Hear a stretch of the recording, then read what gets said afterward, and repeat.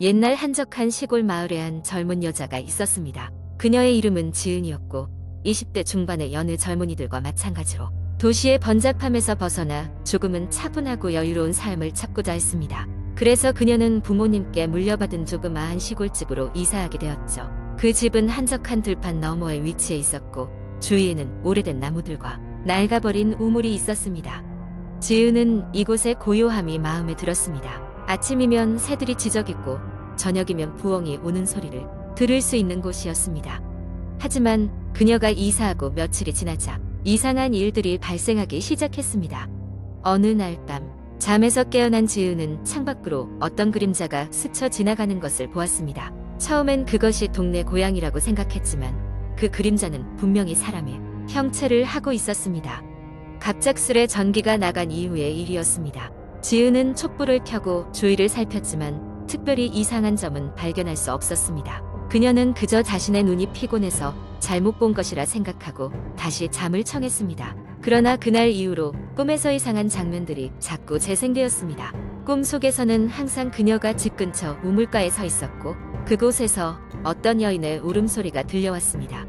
지은은 그 울음소리가 한없이 슬프고 애처로워서 꿈에서 깨고 나면 한동안 그 여운에서 벗어나질 못했습니다. 시간이 지날수록 꿈은 점점 더 생생해졌고 울음소리도 더 선명해졌습니다. 결국 어느 비 오는 날 그녀는 꿈에서 본 대로 우물가로 가보기로 결심했습니다.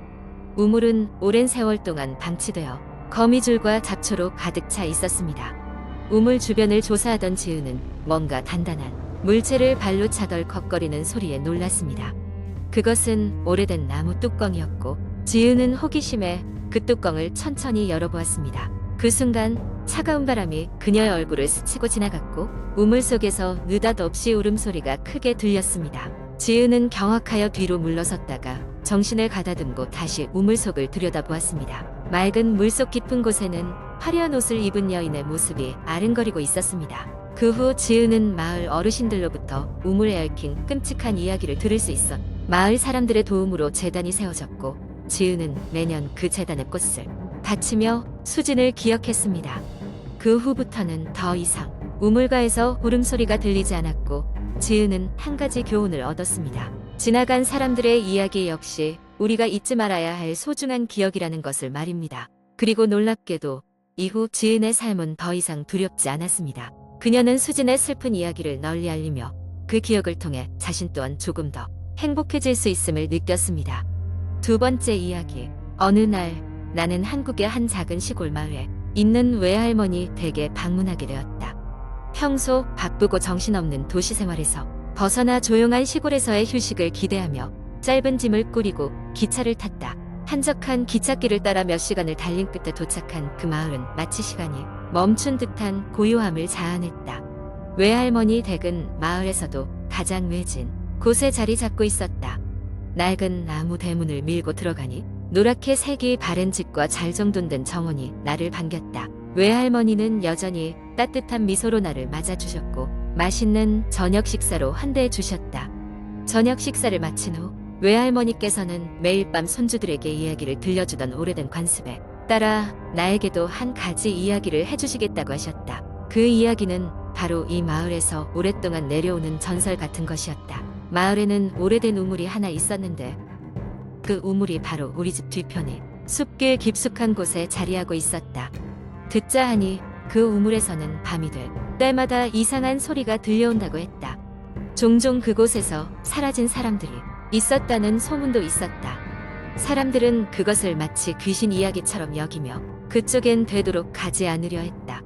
나는 당연히 그런 이야기를 믿지 않았다. 그래서 외할머니가 잠드신 후 호기심을 이기지 못하고 손전등을 들고 숲길을 따라 우물로 향했다.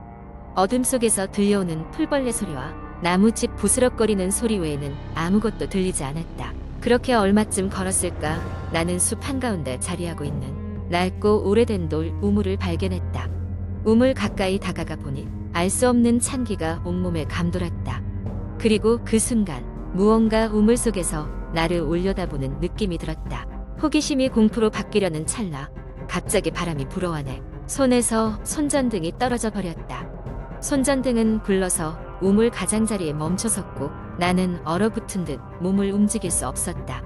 공포에 사로잡혀 있던 중 손전등 불빛이 우물 안쪽을 비추고 있는 것을 보았다. 그 순간 우물 안에서 나를 쳐다보는 누군가의 눈이 보였다. 나와 눈이 딱 마주친 그것은 마치 오래된 사진 속에서 튀어나온 듯한 창백한 얼굴이었다. 나는 비명을 지르며 뒤로 물러났고 그와 동시에 손전등이 우물 안쪽으로 떨어져 빛이 사라졌다.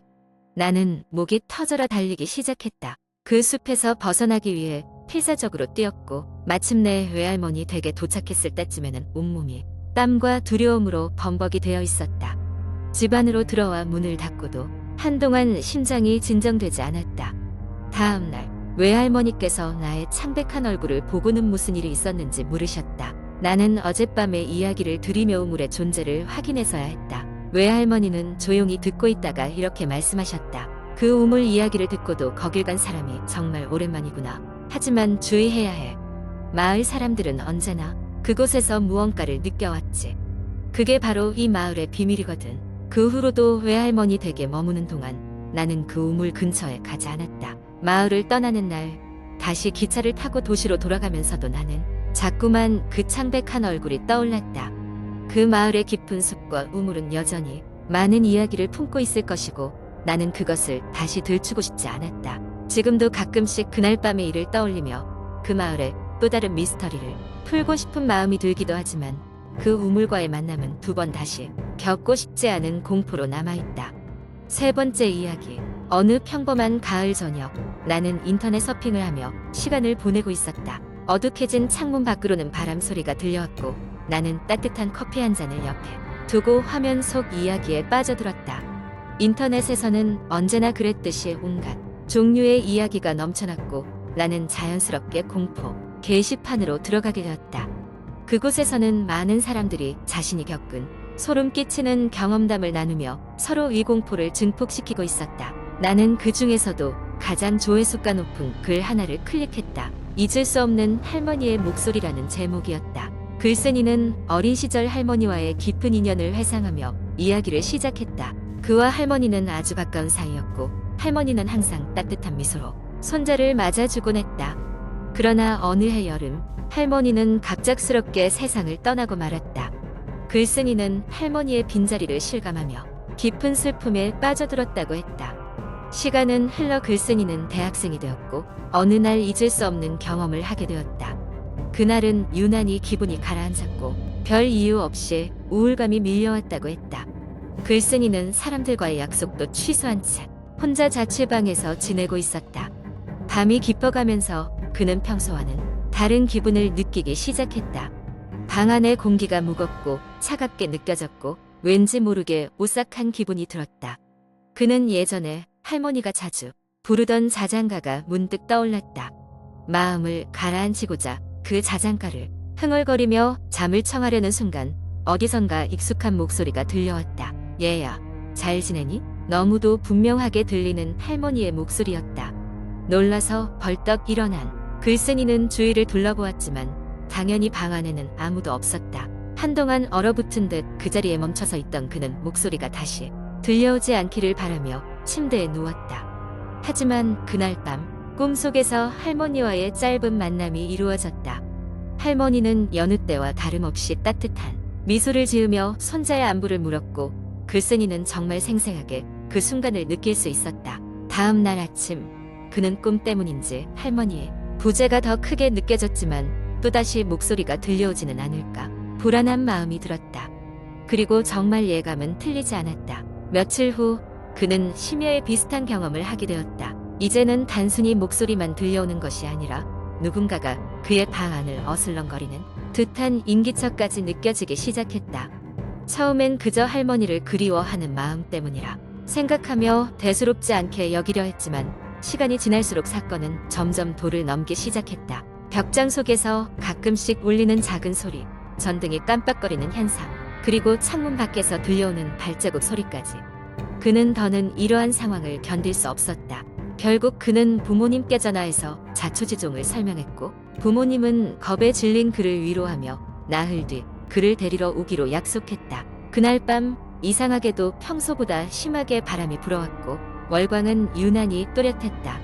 잠을 이루지 못한 글쓴이는 컴퓨터 앞에 앉아 부담스러운 마음을 쏟아낼 곳을 찾아 다시 인터넷에 접속했다. 이 카페에서 자신의 경험담을 남기면서 그는 마치 마음속 응어리가 조금씩 풀어지는 듯한 느낌을 받았다. 하지만 글을 올린 후 모니터 화면에 이상한 메시지가 나타났다. 할머니가 보고 싶지 않니? 라는 낯선 문장이었다. 그의 심장은 멈출 듯 뛰기 시작했고 컴퓨터가 갑자기 꺼졌다. 다시 전원을 켜보려 했지만 컴퓨터는 어떤 반응도 보이지 않았다.